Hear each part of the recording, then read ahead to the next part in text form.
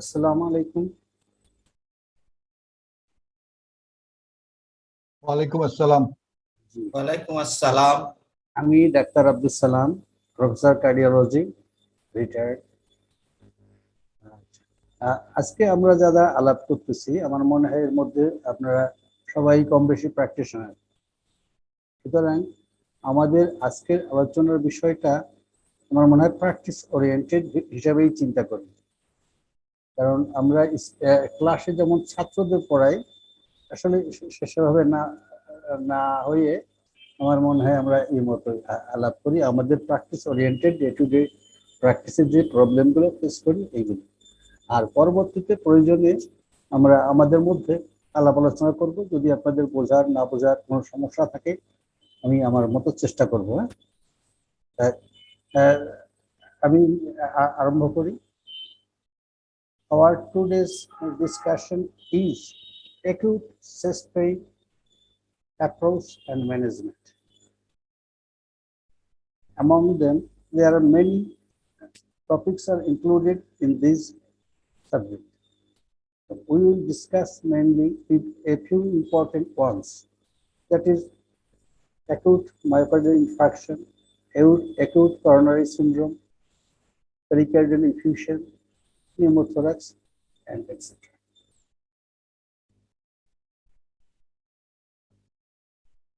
Chest pain, there is many causes. It's a difficult and diverse subject. It includes so many things, but today we will try to discuss acute chest pain. When we say acute chest pain, we usually refer it occurring within 24 hours or 48 hours or so. Types and causes of chest pain are variable. Sometimes our medicine teachers taught us like that: central chest pain, peripheral chest pain. Central chest pain usually refers chest pain which we feel in front of the pericardium, that is front chest, central part of the front chest. And peripheral chest pain, it indicates chest pain in the lateral, posterior, any other aspect of the chest. Causes and types of chest pain. There are so many things included in these topics. We'll try to discuss within short. Heart-related chest pain. That is acute amine, unstable angina, pericardial effusion, even acute pericarditis is also included in it. There are musculoskeletal causes, that is trauma to the chest, like rib fracture, Pitt syndrome, even herpes zoster is sometimes referred to as pain like hemorrhage. Esophageal causes: esophageal spasm, esophagitis, rupture esophagus. In today's, during endoscopic examination of the upper GI tract, sometimes rupture of the esophagus occurs, or it may occur due to some blunt trauma or due to some other reason. Lung-related causes, that is pulmonary causes: acute pneumothorax, especially tension pneumothorax, pleurisy, pneumonia, pulmonary embolism. Causes related to mediastinum, mediastinitis, even upper abdominal causes are sometimes referred to the chest. As for example, polycystitis, polynithiasis, acute pancreatitis is also referred to as chest pain. This is a difficult and diverse subject. We will not be able to discuss all the causes or all the differentials at the same time. Our aim or objective of this lecture or class will be to establish the differential diagnosis of chest pain. That is, we will try to find out a specific cause, to know And we'll try to know from history and examination and try to differentiate between them. Identify risk factors related to these conditions. We will have to examine the patient, but we will examine the patient in a focused way. That is, in a specific way such that we can rapidly reach to a diagnosis.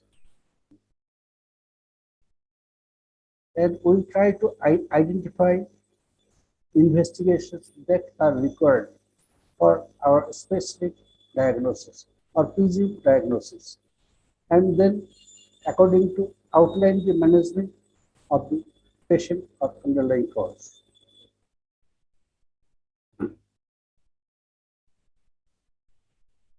When assessing a patient with chest pain, we will try to rule out life-threatening causes, which is most important, as because there are many cases of chest pain in which if the appropriate diagnosis is not reached, appropriate treatment is not given within short period, there we may lose the patient. Like other system, a patient is getting pain, but patient will not die. We get time for investigation assessment. But in case of chest pain, we will have to be quick enough, smart enough to have a quick diagnosis, investigation, and treat the cases accordingly. If there is undue delay, we may lose the patient. You perhaps individually face such problem in your chamber or in your area of practice. Today, we will discuss a few important ones which are included in this subject. Amongst these, acute myocardial infarction, that is AMI, is the most important cause. And we see MI patients in our everyday practice, even in our private chambers. As a practitioner, from my own experience, I see every week I have to refer one or two patients from my chamber immediately to the nearby hospital. As because if there is MI, if the patient is in shock, then we will not make any delay. As soon as possible, we will get from clinical examination of history, we will assess the patient and arrive at a diagnosis. Sometimes we will have to refer the patient without any investigation.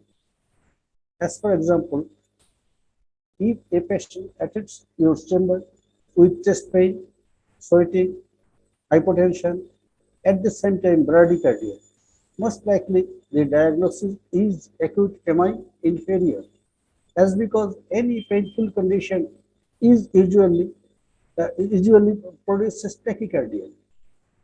Painful condition is always associated with tachycardia, but painful, especially chest pain with inappropriate bradycardia or unexplained bradycardia, most likely causes acute MI, and especially it is inferior MI. In such cases, we will, without any delay, quick assessment and refer the patient immediately to some other hospital. And if possible, we will give them a loading dose of aspirin and clopidogrel. In a very renowned journal, Lancet, they published an article, very simple one, on how many private practitioners carry aspirin in their bag or keep aspirin in their chambers. It is very important because if we can arrive at a diagnosis that most likely the patient is having acute MI, then our first duty will be to give him a loading dose of aspirin 300 milligram, and nowadays we add clopidogrel 300 milligram. That is, if you give ecosprin tablet, then it will be 75 milligram, it will be 4 tablets. And we can give clopidogrel separately, or we can give aspirin and clopidogrel combinations for tablet stat. An ideal way is to crush the tablet and swallow it, because it will be absorbed rapidly. And giving aspirin and clopidogrel in very early hour of MI can save many lives. It is equivalent, sometimes more effective than costly item streptokinase when it is given in a delayed period. As early as possible, if we uh, if our diagnosis is acute MI, give the patient a loading dose of aspirin and clopidogrel tablet. If the patient is able, then try to crush the tablet in between the teeth and swallow it. If the patient cannot swallow it, then powder it, crush it, and give the patient to swallow. And as soon as possible, send him to a private or government hospital which is available nearby. This is for two reasons. One, for the interest of the patient, because as earlier as he go to the hospital, as early as he gets treatment, he will have a better prognosis. Delayed arrival at the hospital is associated with more grievous prognosis. If we are in a hospital situation, or if we are working in a hospital that is in an emergency, then we will try to admit the patient quickly. If after reaching the hospital, that is reaching the ward, our first and foremost duty is to provide a bed, comfortable, if possible, a CCU bed, and then give him oxygen and IV access, streptokinase if there is no contact with it, and so on. Then subsequent management we will discuss it later. Another condition is pulmonary embolism. We face it. The incidence of pulmonary embolism, as discussed in books, are much more than we see in our country.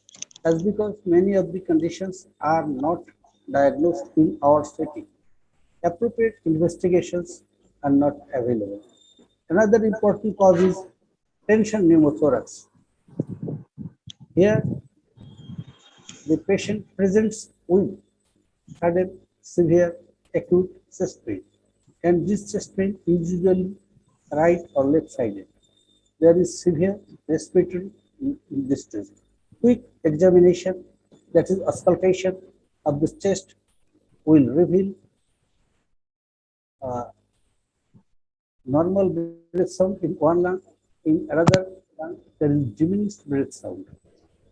Then in this case, our first duty is to refer the patient to a nearby hospital. Cardiac tamponade. This is also another cardiac emergency. Patient here may complain of chest pain or even may not complain of chest pain. Simple dyspnea may be there. Sometimes it is difficult for our private chamber or out of hospital setting to diagnose it. Then we shall have to refer the patient to a nearby hospital. Now, we have a problem-oriented case. That is, as for example, if a patient is 65 years male, presents with 2 hours of chest pain, he describes the pain as though an elephant is sitting on my chest. That is severe chest compression, severe difficulty in respiration.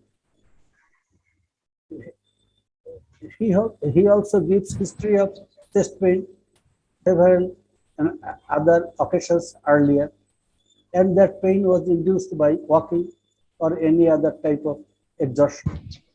But during these episodes, the pain is lengthening. It is not relieved within 2, 5 or 3 minutes, it is not relieved by rest. What can we assess from this? Most likely, these elderly men who might have hypertension, he might have diabetes mellitus. These are all risk factors for cardiac disease. From the history, we can understand that previously he had angina pectoris. That is, pain is induced by exertion, relieved by rest. Pain is of short duration, 2, 3, or 5 minutes. It is occurring frequently. And initially, it was a case of chronic stable angina. But chronic stable angina, it is not treated properly and adequately. The patient may go to advanced stage of the disease, that is unstable angina. This is a condition where the stable angina pectoris, which are stable for 12 months or years, say for 1 year, 2 years, and the pain comes off and on. Pain is initiated with exercise. Same amount of exercise produces the initiation of pain. The same amount of rest relieves the pain. Or sometimes patients say that the pain is relieved after taking medicine. Even sometimes we are misguided that patients say, sir, we have gas in my chest, and it is relieved by taking antacids or antipeptic ulcer diseases. Actually, here the pain is not peptic ulcer disease. Peptic ulcer disease pain does not relieved by antacids or other ranitidine or omeprazole immediately. It takes time. If the pain is relieved within short time, 2, 3, 5, or 10 minutes, then we should think about angina pectoris. That is, the patient has a stable pattern for a long time. That is, chronic stable angina. He has a coronary artery lesion, that is narrowing of the coronary artery, which is usually 50 to 70% or more narrowing of the lumen. The patient is going like this. After a period of time, the plaque which was obstructing the lumen of the coronary artery get ruptured, and this ruptured plaque exposes the subendothelial collagen tissue at the base of the coronary artery, and that invokes accumulation of the platelets, and platelet accumulation causes total or near total occlusion of the coronary arteries, and which produces acute ischemia, acute ischemic pain, and this condition is called unstable angina because the condition of the patient is not predictable. If not treated adequately, the patient may go into complete MI, or if he gets proper treatment, he may revert to normal. The condition is unstable. This condition is called unstable angina. Post-MI angina, the patient who had MI 1 or 2 years or few months back having chest pain again, it is unstable angina. Patient with previous history of CABG or coronary artery bypass graft, we will also consider them as unstable angina. These patients are serious. They should be dealt with quickly. We should not make any delay in our chamber or our practice places. As soon as possible, we will have to refer the patient to the nearby hospital. In that case, again, a loading dose of aspirin and clopidogrel should be given. Now, in short, unstable angina, chronic stable angina, then it progresses to unstable angina. Finally, the patient may develop acute MI. Physical signs symptoms in this patient are variable. Patient complains of chest pain, sweating, there is pallor, there is respiratory distress, And one important thing is that they have an apprehension of death, the sense of suffocation. As I have mentioned before, the patient describes that as if an elephant is stepping over his chest, or as if he is drowning, that he cannot take sufficient air. This is an ECG. This for all of us, it may not be so easy, but one thing, if you notice that the rhythm is not regular, sometimes there is a segment depression in lateral chest leads, that is lead 1, 4, 5, 6. This portion of this ECG is sagging down. This is called ST depression. This type of change is also noted in other leads. In the lower line, please notice that there is this portion is sagging down. This is called ST segment. ST segment is disturbed. That is most likely the patient is having angina, and the pain he is experiencing is most likely due to cardiac cause. And in this case, it is most likely unstable angina. Then these are changes in ECG, and nowadays there is automatic machine reading, and there is a comment. Most of the times, say about 90 to 95% cases, these are more or less correct. But in few cases, there may be variation. In that cases, if there is confusion, it should be confirmed by an expert one or any other person, even an MBBS doctor who is accustomed with ECG.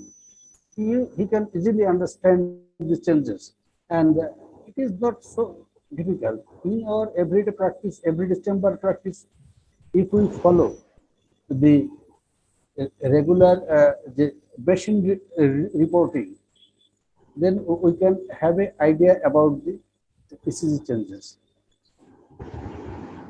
How to manage this patient? As we have mentioned before, the drugs, the immediate loading dose, oxygen, and call in an ambulance, send him to nearby hospital. And in this case, it will be beneficial for the patient. Also, it will be safe for us.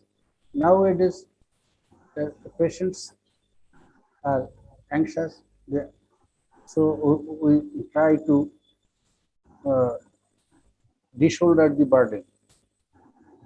This is another ECG. In this ECG, here,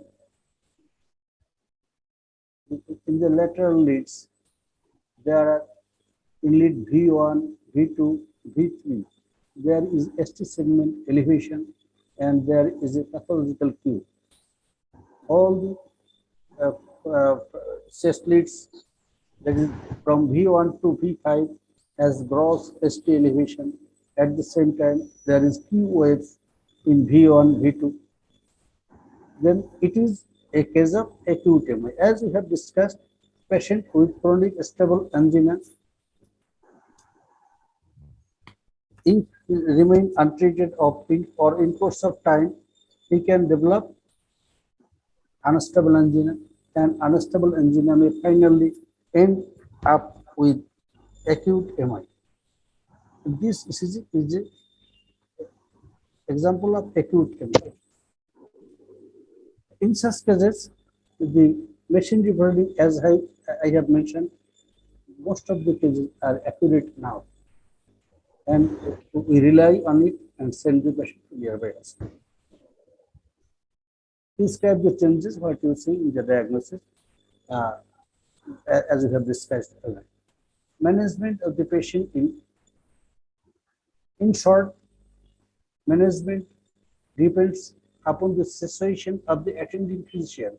If we in a remote village, or we have no hospital nearby, if the patient attends us in our hospital, working place, or even if maybe a passenger of a bus. In the our duty will have to refer the patient to nearby hospital. We are working doctor in the emergency, then we examine the patient quickly and admit the patient. And the, the hospital, the management is bed rest, oxygen, streptokinase, uh, anti-anginal, that is nitrates, beta blockers. If the patient is in shock, then dopamine, dobutamine. If the patient develops VT, VF, then treat the patient accordingly. That is, if needed, DC shock, CPR, endotracheal intubation, etc. In hospital setting, that is especially in CCU, all these things are ready, and anyone doctor working there can easily give this a prototype of treatment. And if possible, patient should be admitted in a CCU. CCU is the appropriate place for treatment of acute MI patient. This is also another issue. It is also a case of MI, that is the high lateral MI. Changes in the ECG, these are technical things, as because most of the cases will depend on our clinical experience to assess the case. Then another patient.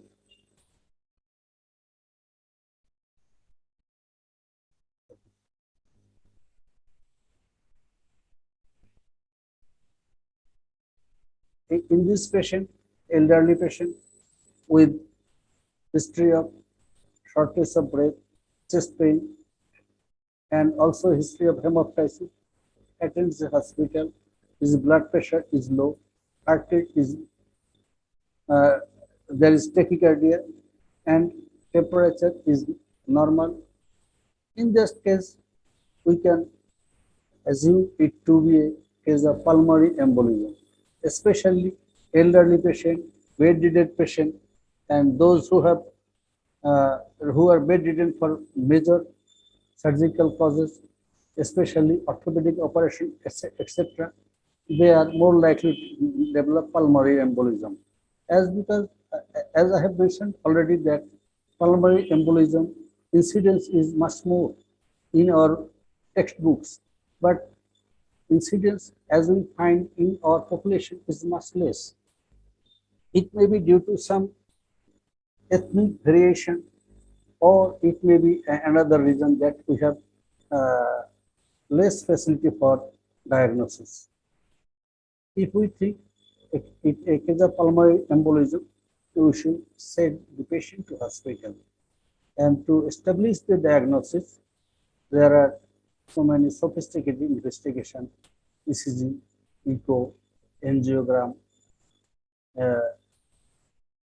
perfusion ventilation scan, even CT scan or MRI or CT-MRI. These are findings of the patient. This X-ray is not good, but it is an X-ray of pulmonary embolism. In case of pulmonary embolism, ECG cells, these are difficult. That is acute right ventricular strain pattern. It is a bit difficult for us. X-ray findings.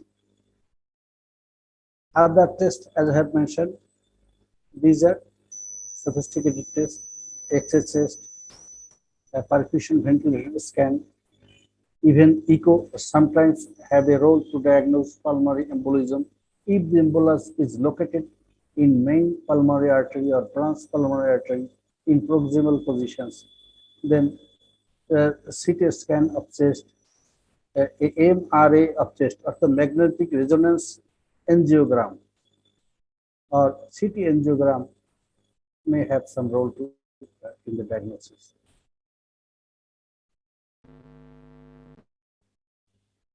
This is say another case, a patient young patient, 23 years old man, who present with acute chest pain, sharp left-sided chest pain, shortness of breath, BP is low. Then there is a normal breath sound on one half of chest and diminished breath sound on another half of chest. Then our quick clinical assessment will be achieved if we do percussion. Percussion note will be hyper resonant, and in that case, our diagnosis is most likely pneumothorax. Here, the X-ray of a pneumothorax, the arrows are placed a bit lower. Here, if we can follow, this is the border of the collapsed lung. In this condition, the one important tool in our hand at a private chamber is auscultation. That is, one part of the chest, one half of the chest is breath sound normal, in another half of the chest, breath sound is diminished or absent. If percussion is done on the side where breath sound is diminished, it will be hyper resonant. Then, in this case also, try to refer the patient to nearby hospital. In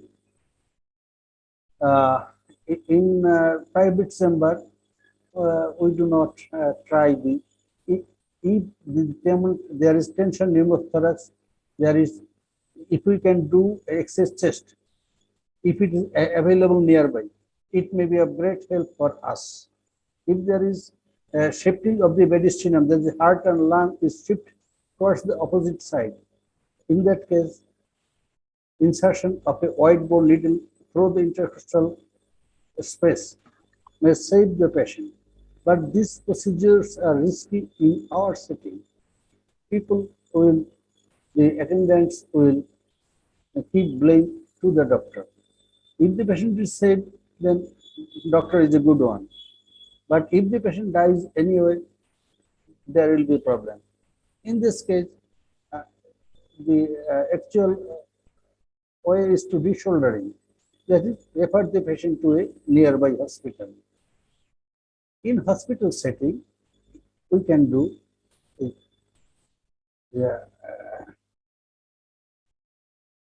insertion of a chest tube. In the hospital, if there is arrangements are available, do excess chest, confirm the diagnosis, and if there is gross shifting of the mediastinum, if there is fall of BP, fall of oxygen saturation, patient is unstable.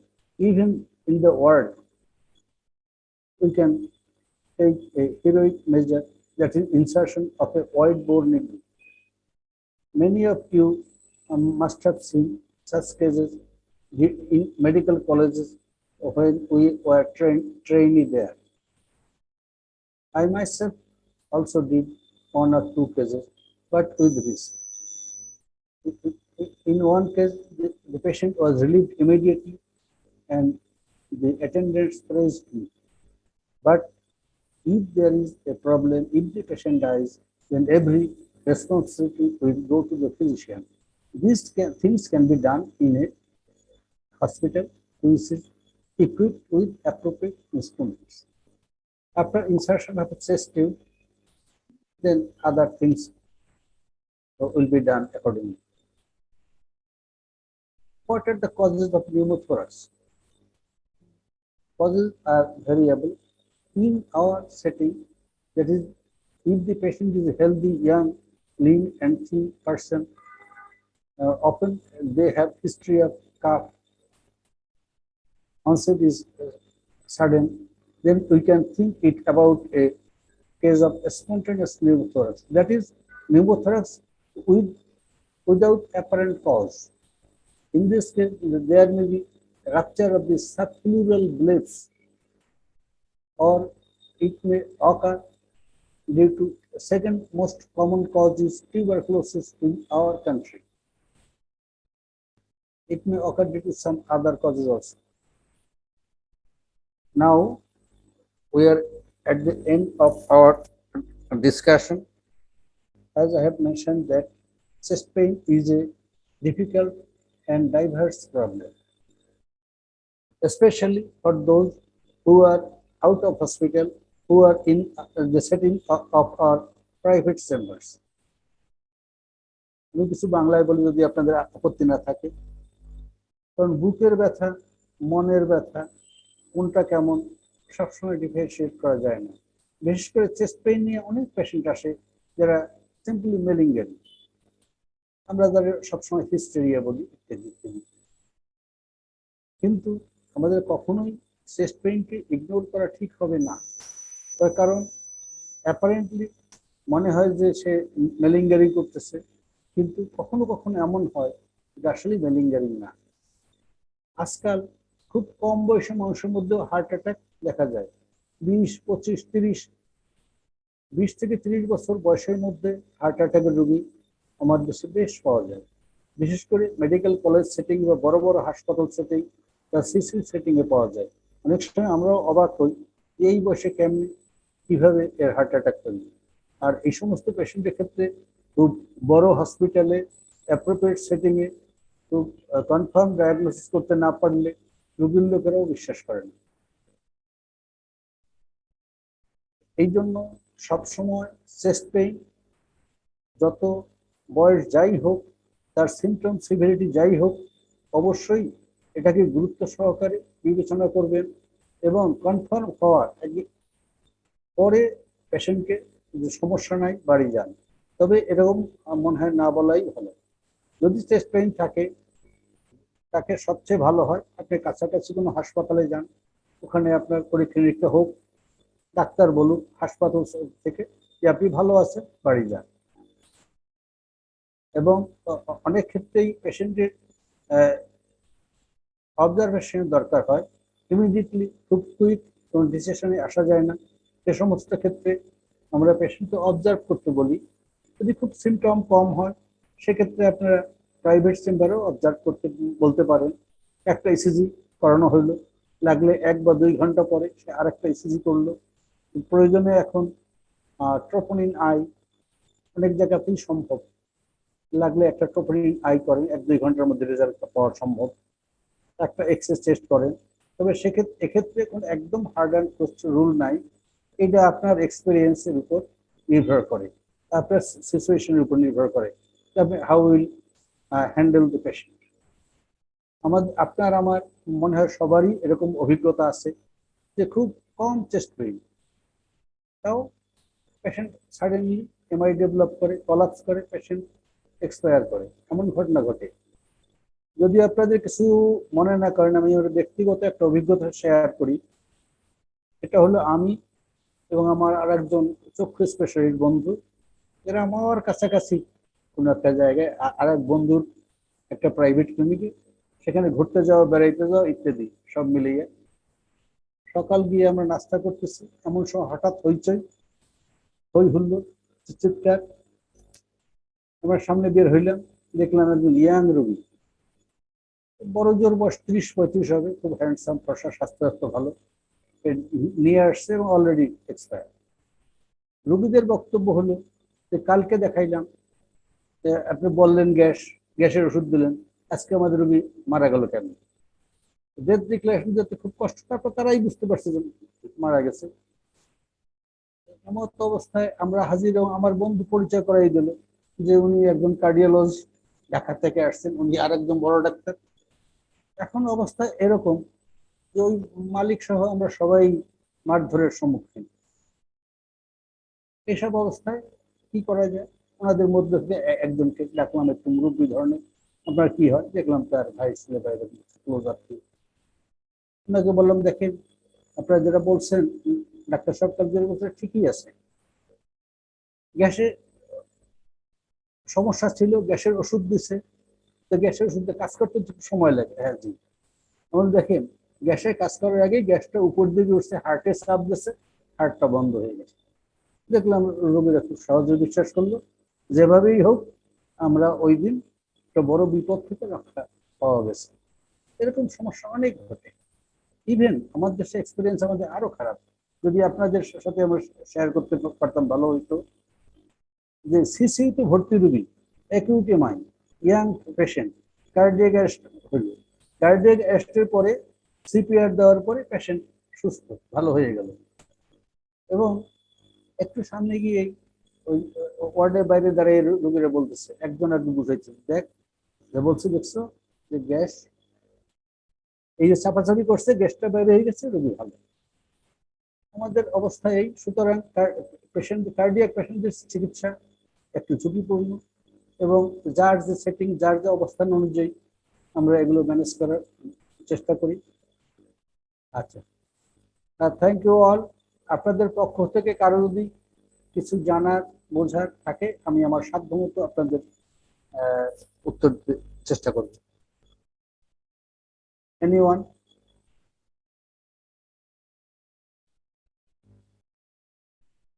Anyone from audience?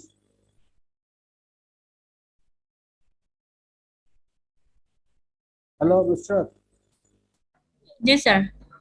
আসসালামু আলাইকুম। ওয়ালাইকুম আসসালাম। Sir, আমি doctor Sharmin বলছি। Anyone? All right. Sir, আমাদের মানে cardiac যে disease গুলা অনেক সময় তো দেখা যায় যে আপনার সরি স্যার, বলেন বলেন, অসুবিধা নেই, বলেন। ওর সমস্যা থাকবে, ওর মধ্যেই বলতে হবে। স্যার ওই যে কিছু পেশেন্টের দেখা যায় যে আর্টারি ব্লকেজ আসে পরে এনজিওগ্রাম করলে। তো আমরা কোন ধরনের পেশেন্টের ক্ষেত্রে রিং পরানো কিংবা বাইপাস সার্জারি করব কাদের ক্ষেত্রে, কিংবা মানে ওপেন হার্ট সার্জারি, এই ডিসিশন গুলো আমরা কিভাবে নেই? আচ্ছা, থ্যাংক ইউ। একটু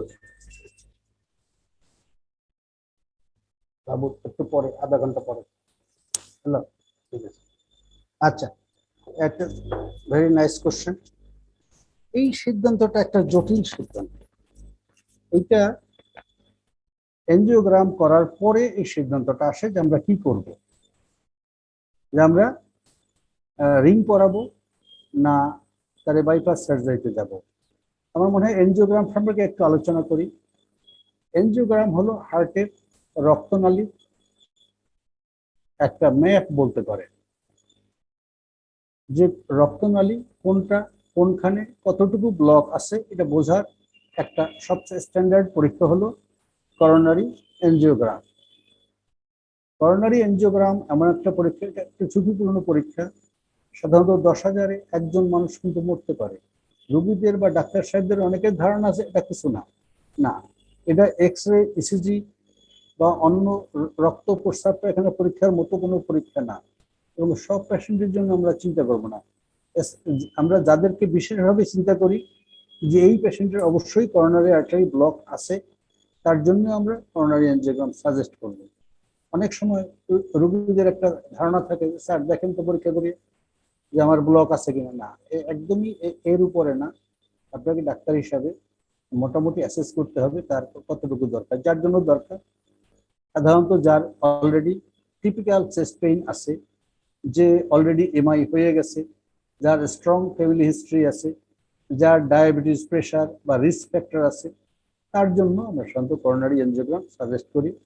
এখন ঢাকা শহরে অনেকগুলো জায়গাতে হয়, তবে এর মধ্যে সবচেয়ে হৃদরোগ হাসপাতাল, ঢাকা মেডিকেল কলেজ, এরকম সরকারি হাসপাতালে পাঠাইতে বলে সবচেয়ে ভালো হয়। সরকারি হাসপাতালে অনেক ঝামেলা আছে, ভিড় ভাট্টা আছে, ঝামেলা আছে, তারপরেও কিন্তু সার্ভিসের জন্য সবচেয়ে ভালো, খরচও কম, এবং ডাক্তার হিসেবে আমাদের দায় দায়িত্ব, রেসপন্সিবিলিটিও কমে।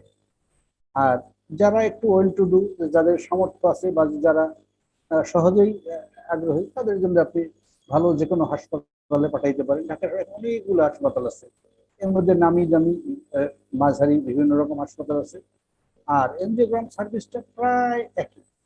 অনেক সময় থাকে যে অমুক জায়গায় গিয়ে ভিড় করতে হবে, এমন খুব জরুরি না।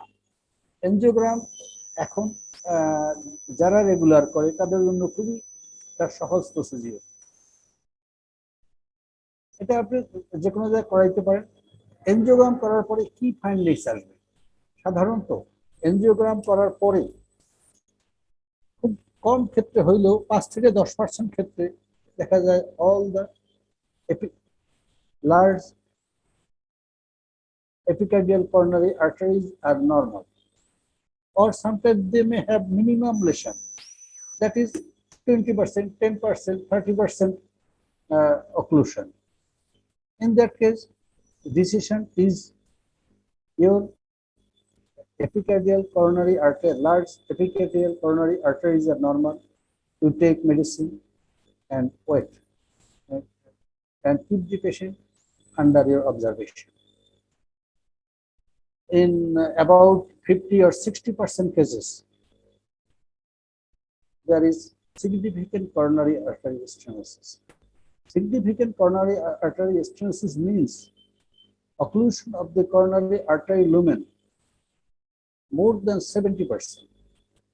This 70% is important as because below that limit, patient usually does not complain of chest pain. The angina is not diagnosed. But in case of left main coronary artery, the lesion of 50% is important. In case of left main coronary artery, even 50% narrowing of the lumen is important. In that case, refer the patient. In that case, something will have to be done, recanalization or reopening of the coronary artery. How to do it? Gold standard procedure is coronary artery bypass. I say again, the gold standard procedure is coronary artery bypass, that is open heart surgery. But in few select cases, we can go for stenting. Who are the ideal patient for stenting? Those patients who have one or two blocks, and the length of the block, coronary artery narrowing is small. The narrowing is concentric, and narrowing is placed in a suitable portion of the coronary artery. As for example, there is coronary artery narrowing, but it is located at a bifurcation of major artery. In that case, if we try to introduce a ring, the main artery will be open, but the side channel will be blocked. It will do harm to the patient. There are many things. Again, another patient, he has a narrowing, but that narrowing is situated in the distal part of the coronary artery, where the diameter of the coronary artery is less than 3 millimeter, that is 2 millimeter, 1 millimeter. In that location, these are not suitable for placing an stent, as because there is a minimum diameter usually of 3 millimeter. Below that, we cannot insert a stent, a guide wire, a balloon, a stent into that narrow artery, distal and narrow. It is not suitable for stenting. Again, some other contraindication also are. On the other hand, if the coronary artery lesions are more than 2 or 3 or more, then and the lesions are long length, that is long segment occlusion of coronary arteries. In that case, bypass is the process, is the choice.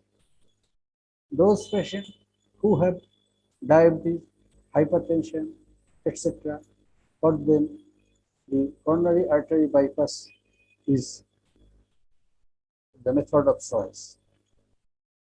Again, with the advancement of our skill, nowadays we go for 2 or 3 rings also.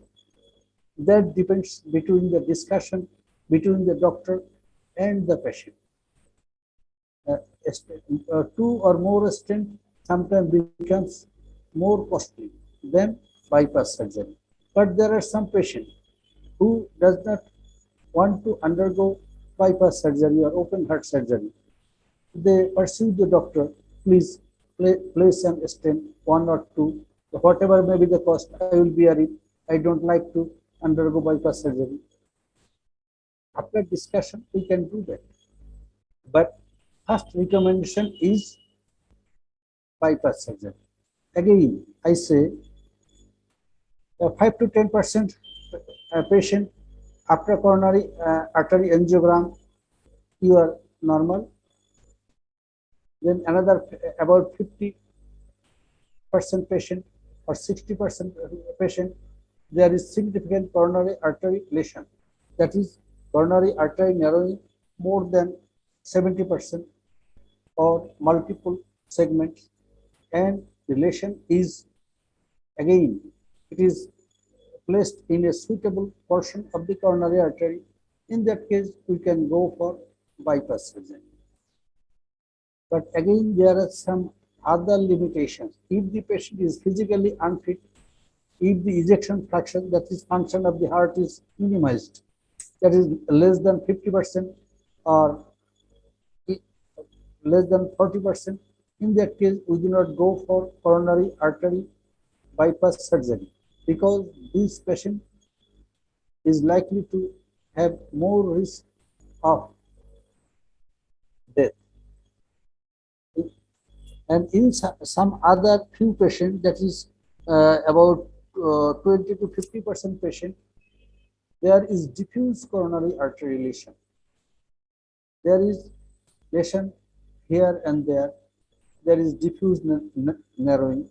There is no scope for placing a stent, or at the same time there is no place for placing a graft.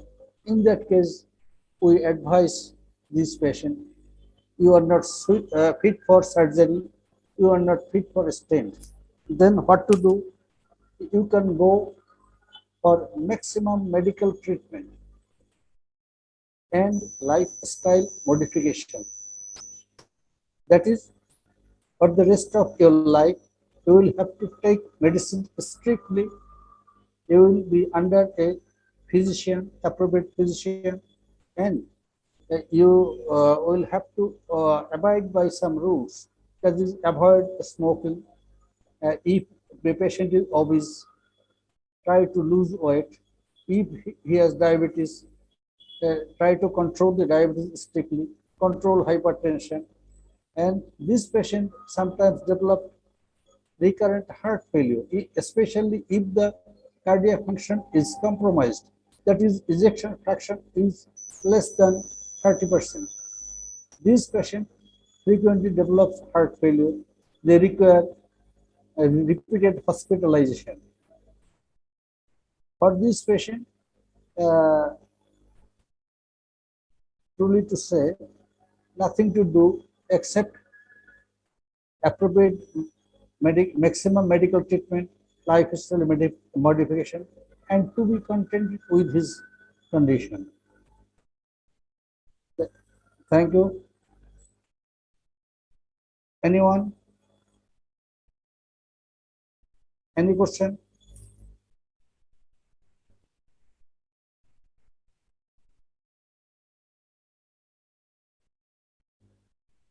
Any question from audience?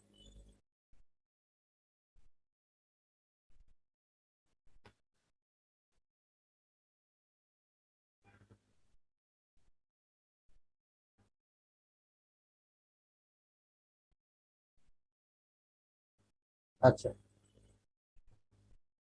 This discussion is very long and exhausting and a bit difficult. Our discussion is diverse and it is difficult to summarize the things in a small time. It will be better for us if we have occasion to discuss the problem disease-wise. As for example, one day we'll talk about only acute MI, another day we'll talk about pneumothorax, another day we'll talk about pericardial effusion in that settings. So we can go through more details or more detailed treatment procedures, plans, etc. Anyone, if there is no question, then we can conclude the session.